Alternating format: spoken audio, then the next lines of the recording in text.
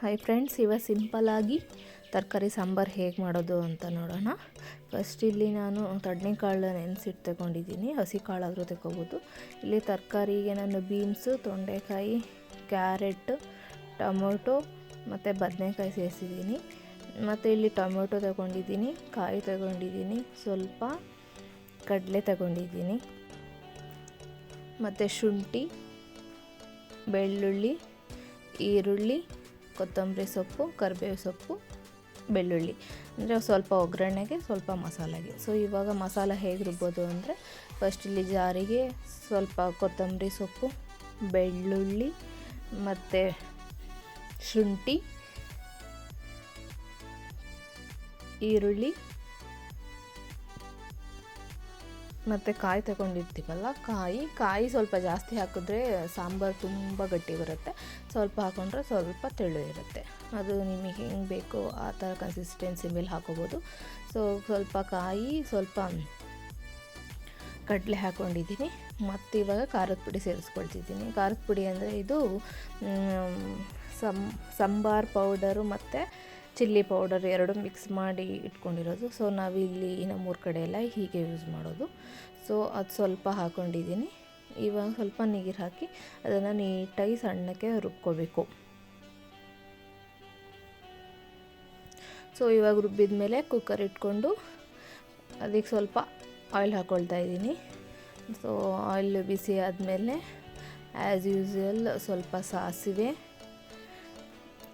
ಕರಿಬೇವಿನ ಸೊಪ್ಪು, ಬೆಳ್ಳುಳ್ಳಿ ಮತ್ತು ಸ್ವಲ್ಪ ಒಗ್ಗರಣೆಗೆ ಈರುಳ್ಳಿ, ಅದು ನೀಟಾಗಿ ಬ್ರೌನ್ ಕಲರ್ ಬರೋ ಥರ ಫ್ರೈ ಮಾಡ್ಕೋಬೇಕು.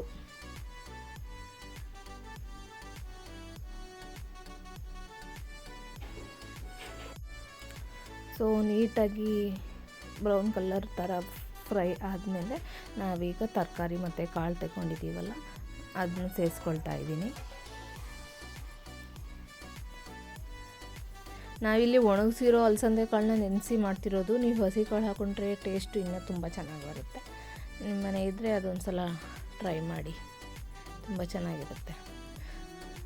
ಎಷ್ಟು ತುಂಬ ವೆಜಿಟೇಬಲ್ಸ್ ಹಾಕಿದರೆ ಸಾರು ತುಂಬ ಚೆನ್ನಾಗಿರುತ್ತೆ ಮತ್ತು ಸ್ವಲ್ಪ ತರಕಾರಿ ಜಾಸ್ತಿ ತಿಂದಂಗೆ ಕೂಡ ಆಗುತ್ತೆ. ಸೊ ಅದಕ್ಕೆ ನಾವಿಲ್ಲಿ ಸ್ವಲ್ಪ ಜಾಸ್ತಿ ತರಕಾರಿ ಬಳಸ್ತಾ ಇದ್ದೀವಿ. ಸೊ ಅದೇ ತರಕಾರಿಗೆ ಸ್ವಲ್ಪ ಅರಿಶಿಣ ಮತ್ತು ಸ್ವಲ್ಪ ಉಪ್ಪು ಹಾಕ್ಕೊಂಡು ಒಂದು 2 to 3 ಮಿನಿಟ್ಸ್ ಎಣ್ಣೆಲಿ ಹಾಗೆ ಬಾಡಿಸ್ಕೋಬೇಕು.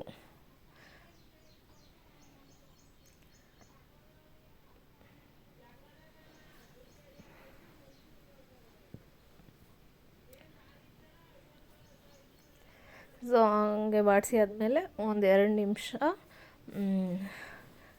ಪ್ಲೇಟ್ ಕ್ಲೋಸ್ ಮಾಡಿ ಹಾಗೆ ಎಣ್ಣೆಲೇ ಬೇಯಲಿಕ್ಕೆ ಬಿಡಬೇಕು.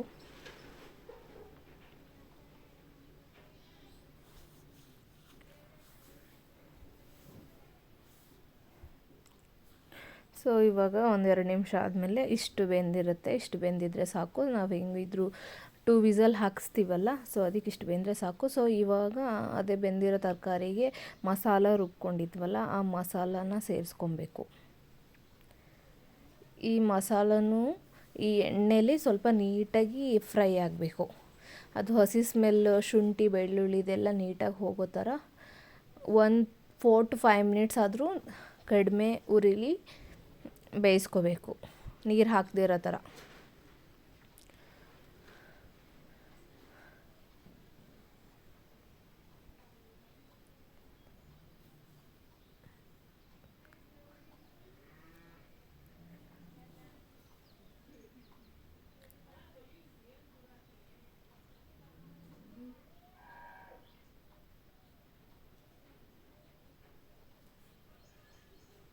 ಸೊ ಈಗ ಒಂದು 4 to 5 ಮಿನಿಟ್ಸ್ ಎಣ್ಣೆಲಿ ಫ್ರೈ ಆದಮೇಲೆ ಇವಾಗ ನೀರು ಹಾಕ್ಕೊಳ್ತಾ ಇದ್ದೀವಿ. ನೀರು ನಿಮಗೆ ಯಾವ ಥರ ಕನ್ಸಿಸ್ಟೆನ್ಸಿ ಬೇಕು ಅದ್ರ ಮೇಲೆ ಆ್ಯಡ್ ಮಾಡ್ಕೋಬೋದು. ಸ್ವಲ್ಪ ತಿಕ್ಕ ಬೇಕು ಅಂದರೆ ಸ್ವಲ್ಪ ಕಡಿಮೆ ನೀರು ಹಾಕ್ಕೊಳ್ಳಿ, ಇಲ್ಲ ತೆಳುವಾಗಬೇಕು ಅಂದರೆ ಸ್ವಲ್ಪ ಜಾಸ್ತಿ ನೀರು ಹಾಕ್ಕೊಳ್ಳಿ. ಸೊ ನೀರೆಲ್ಲ ಹಾಕಿದ ಮೇಲೆ ಉಪ್ಪು ಖಾರ ಎಲ್ಲ ಚೆಕ್ ಮಾಡ್ಕೊಳ್ಳಿ. ಉಪ್ಪು ಬೇಕಿದ್ದರೆ ಸ್ವಲ್ಪ ಆ್ಯಡ್ ಮಾಡ್ಕೊಳ್ಳಿ, ಖಾರ ಬೇಕಿದ್ದರೆ ಖಾರದ ಪುಡಿ ಹಾಕೋಬೋದು. ಟೇಸ್ಟಲ್ಲಿ ಏನೂ ಡಿಫ್ರೆನ್ಸ್ ಬರೋಲ್ಲ. ಸೊ ಒನ್ಸ್ ಇದೆಲ್ಲ ನೀಟಾಗಿ ಸೆಟ್ ಆದಮೇಲೆ ಸ್ವಲ್ಪ ಉಪ್ಪು ಹಾಕ್ಕೊಂಡು ಲಿಡ್ ಕ್ಲೋಸ್ ಮಾಡಿ 2 ವಿಸಲ್ಸ್ ಬಿಡಿ.